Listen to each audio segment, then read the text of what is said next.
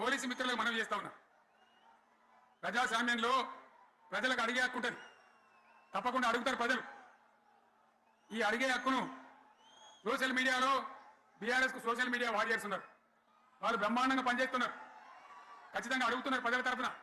ఇంత అన్యాయం జరుగుతుంటే చూడలేక సోషల్ మీడియాలో పనిచేసే తెలంగాణ బిడ్డలు ఇది ఏమన్యాయమే ఎట్లా అని చెప్పి ప్రభుత్వాన్ని ప్రశ్నిస్తా ఉన్నారు, ప్రజలకు మద్దతుగా నిలబడతా ఉన్నారు.